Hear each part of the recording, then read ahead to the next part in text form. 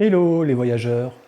Aujourd'hui, nous partons en Bretagne pour un road trip de 1400 km à la découverte des lieux incontournables qui font le charme de cette région, mais aussi d'endroits moins connus, mais qui méritent d'être visités.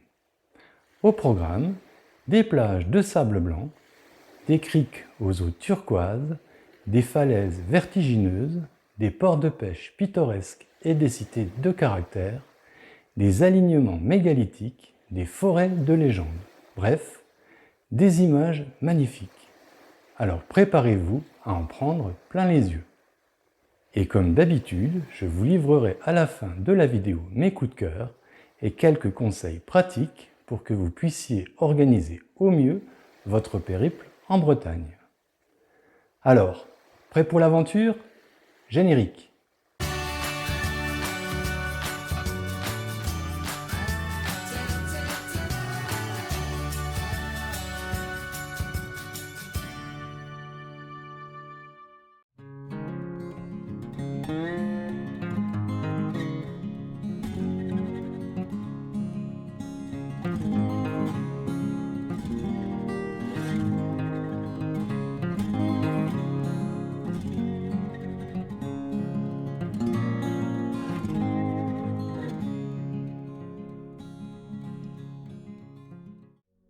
Mon road trip breton débute en Normandie, au pied du mont Saint-Michel, où j'arrive juste à temps pour le coucher de soleil.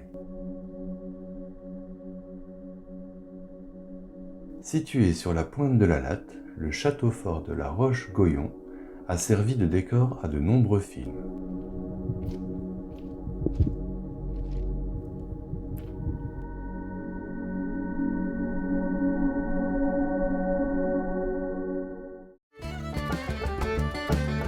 Binic, son port de pêche, son port de plaisance, ses aires de San Francisco,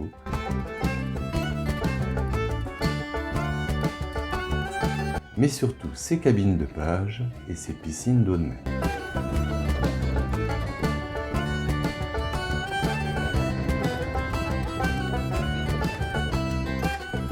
Castelmeur, la maison entre les rochers, est un véritable décor de carte postale.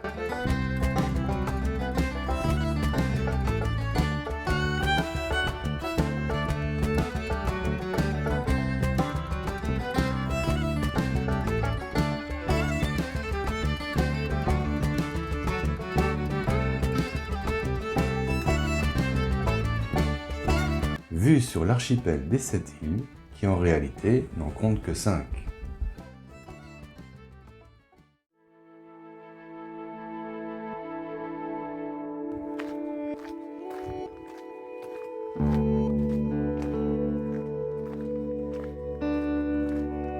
Curiosité géologique, la côte de granit rose tire son nom du granit d'origine magmatique, résultat de la combinaison de minéraux qui ont été cristallisés il y a plus de 300 millions d'années.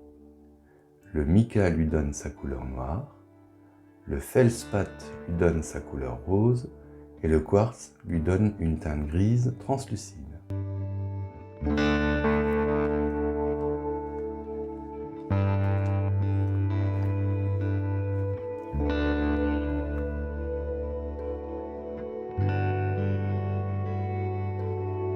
Rarissime, il n'existe que 3 sites de granit rose dans le monde.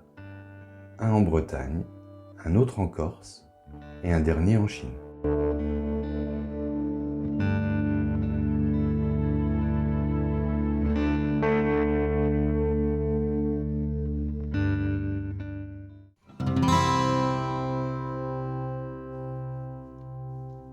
Le phare de Méanruse, signifiant littéralement pierre rouge, est un bâtiment de 15 mètres de hauteur construit en granit rose.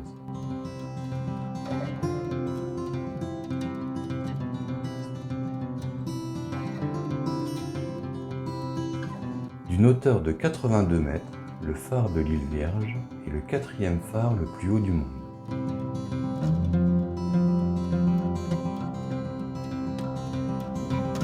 Construit au beau milieu d'une ancienne abbaye, c'est le bout de terre le plus à l'ouest de l'Hexagone.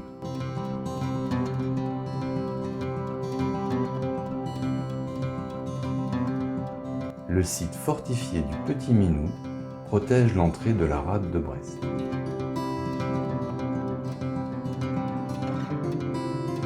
Mis en service voilà plus de 120 ans, le phare d'Eckmühl a été construit suite aux dernières volontés d'une marquise parisienne.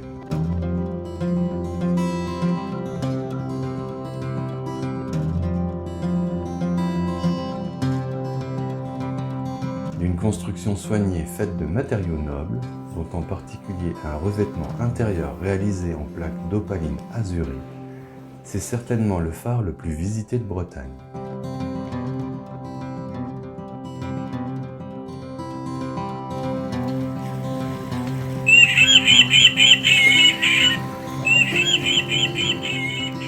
Niché dans une ria étroite et profonde, le port de pêche de Douélan est gardé par deux phares, un vert et un rouge.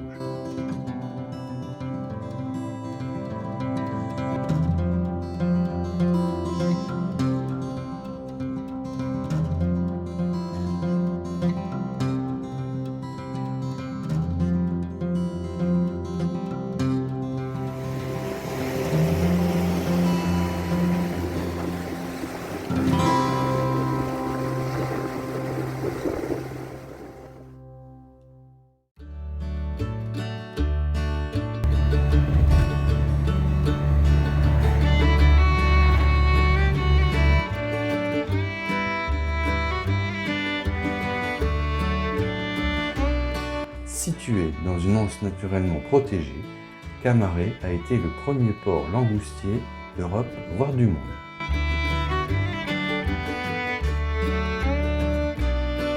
Aujourd'hui, seul le cimetière marin témoigne encore de ce glorieux passé.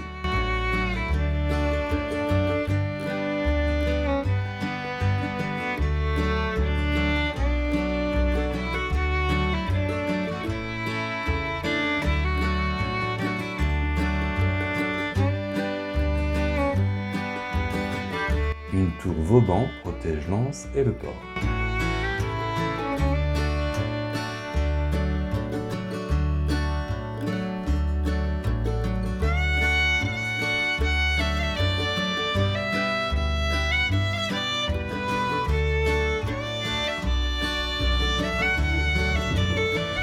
Vue sur les tas de pois.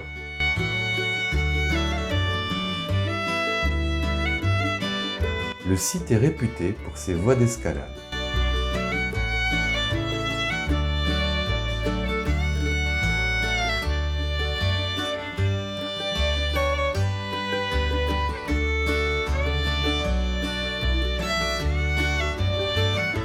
Avec son arche naturelle qui rappelle un pont-levis, la pointe de Dinan est surnommée le Château Fort.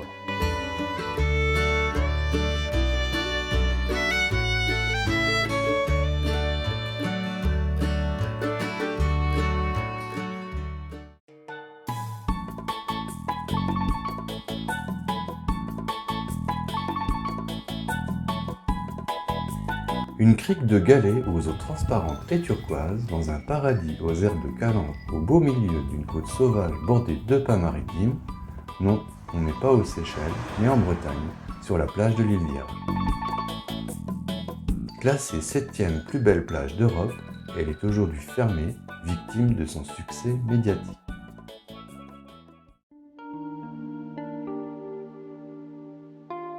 Les côtes bretonnes regorgent d'immenses plages de sable fin et d'une multitude de petites criques qui invitent à la baignade. À condition de ne pas être trop frileux, car la température de l'eau dépasse rarement les 18 degrés, même en plein été.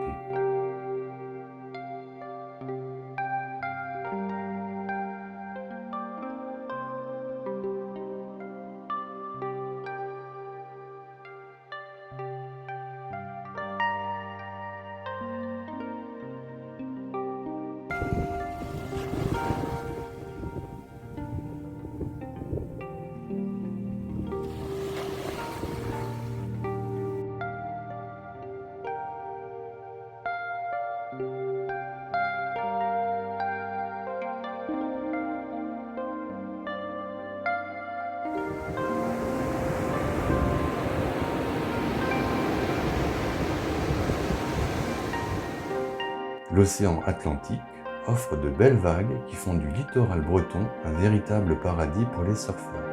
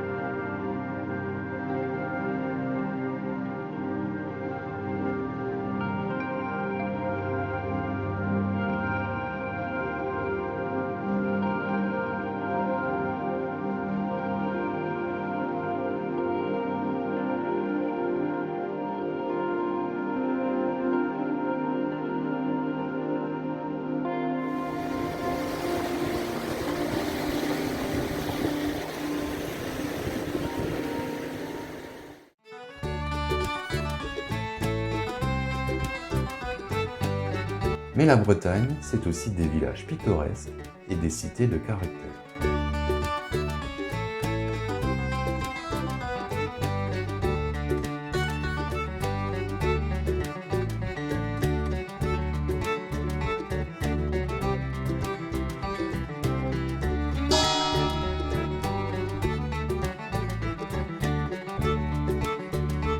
Patrimoine architectural remarquable, le célèbre pont de Rohan est l'unique pont encore habité d'Europe.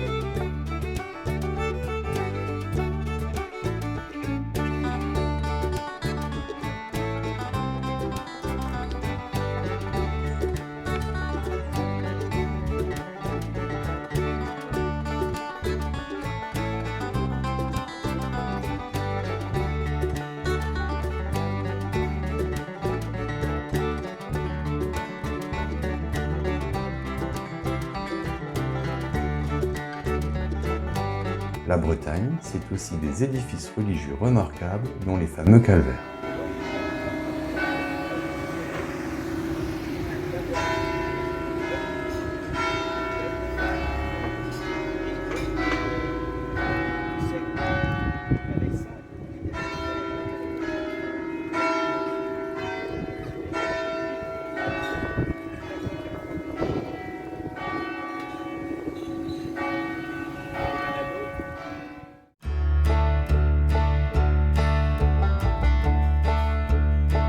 La montagne Saint-Michel culmine à 381 mètres d'altitude.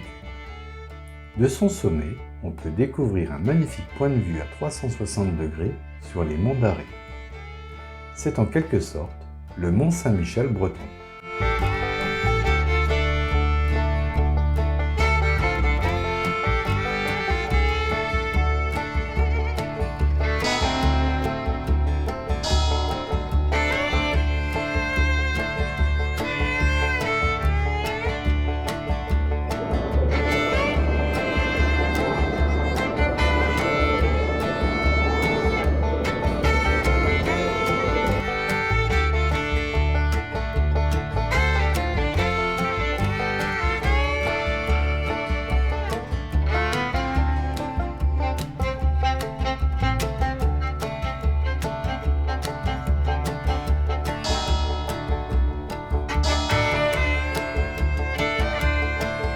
Saint-Cado décide de construire un pont pour que ses fidèles puissent plus facilement accéder à son oratoire.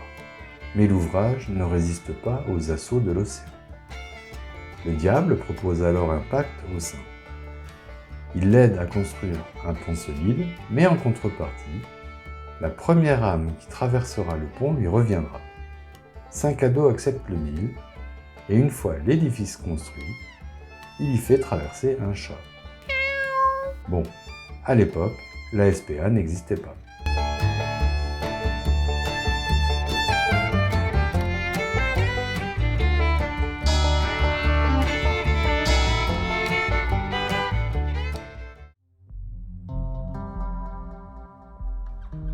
Surnommée l'île de Pâques bretonne, ici on se promène au milieu des géants.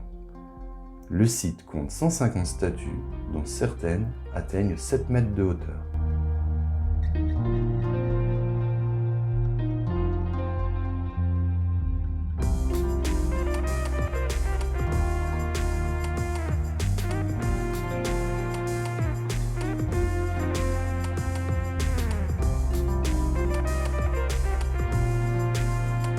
L'association qui gère le site ambitionne d'y implanter pas moins de 1000 sculptures monumentales d'ici la fin du siècle.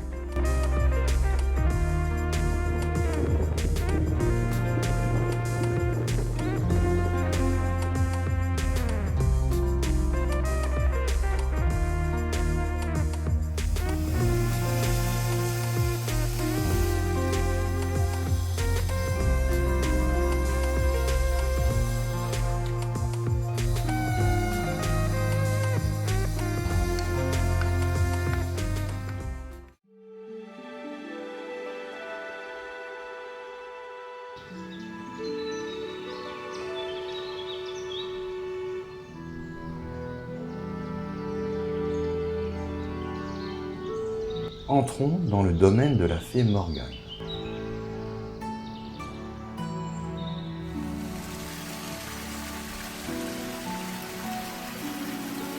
Cet arbre, recouvert de véritables feuilles d'or, symbolise le caractère fragile et précieux de la forêt.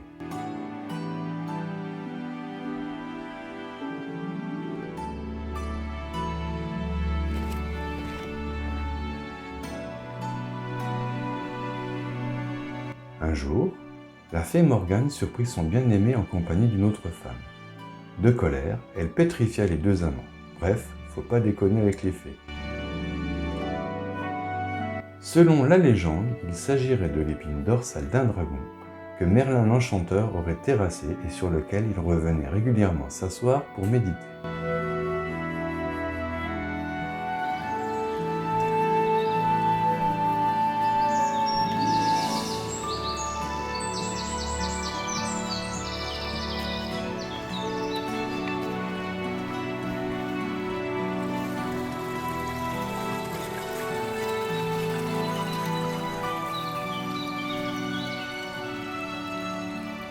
Cette fontaine fut le lieu de rencontre privilégié entre Merlin et son amante et élève la fée Viviane.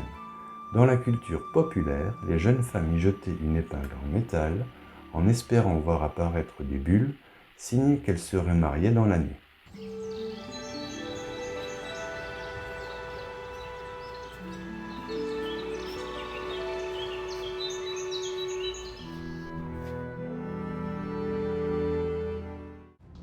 Au 5e siècle, la population découvre un matin une épée plantée dans un rocher.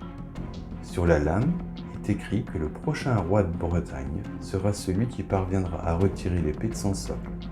Tout le monde essaye, mais seul le jeune Arthur y arrive. Il devint alors le valeureux gardien d'Excalibur. La forêt d'Uelgoat, l'autre Brocéliande.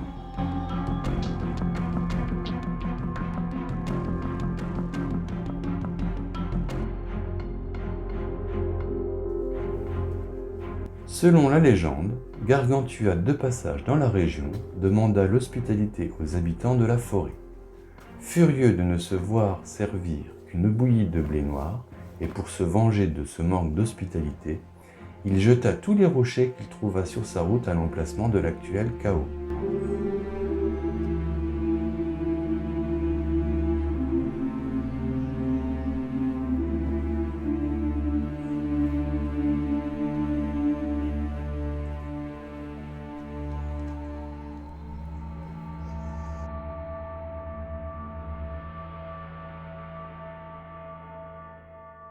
Avec un peu d'imagination, les pierres rongées par les eaux ressemblent à des ustensiles de cuisine.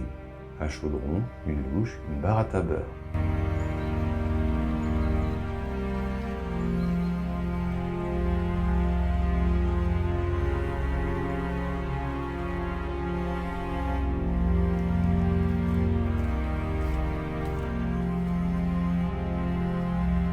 Selon la légende, le camp du roi Arthur est l'endroit où Merlin l'Enchanteur avait confié aux esprits gardiens de la forêt son fameux trésor.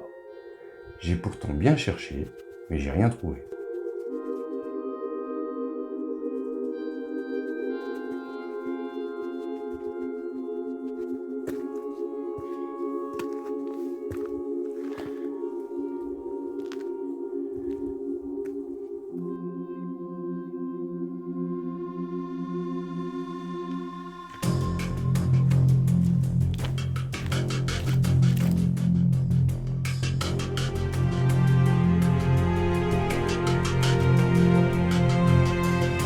Cet énorme bloc rocheux de 137 tonnes repose sur une fine arête de 90 cm qui lui permet d'osciller légèrement.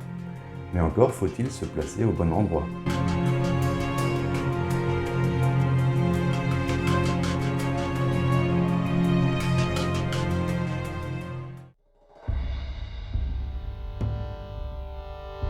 Les dolmens sont considérés comme des tombeaux collectifs alors que les menhirs ont à l'évidence d'autres fonctions qui font encore aujourd'hui l'objet de discussions entre archéologues.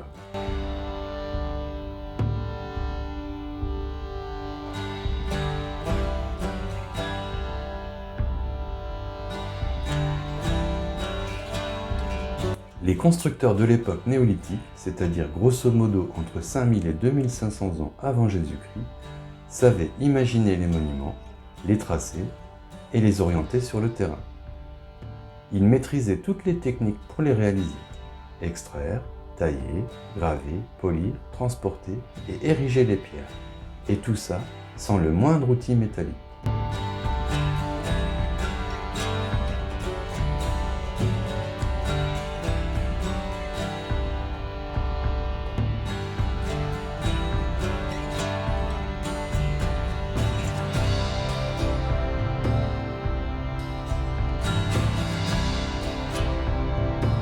C'est ici que se termine mon road trip breton, mais je vous retrouve de suite pour quelques conseils. J'ai fait ce voyage de 1400 km durant 14 jours au mois de septembre. Si vous en avez la possibilité, je vous conseille de partir en basse saison pour éviter d'être noyé dans le flot des touristes estivaux. Je ne me suis pas attardé à visiter les villes pour plutôt me concentrer sur les grands espaces et randonner sur les sentiers côtiers. Pour les amateurs de marche, le GR34, appelé encore le Sentier des Douaniers, longe l'ensemble des côtes bretonnes sur plus de 2000 km, de la baie du Mont-Saint-Michel à Saint-Nazaire. Il est très bien balisé et vous fait découvrir des paysages grandioses. Seul ombre au tableau, comme il n'est pas circulaire, vous devrez souvent revenir sur vos pas pour retourner à votre véhicule.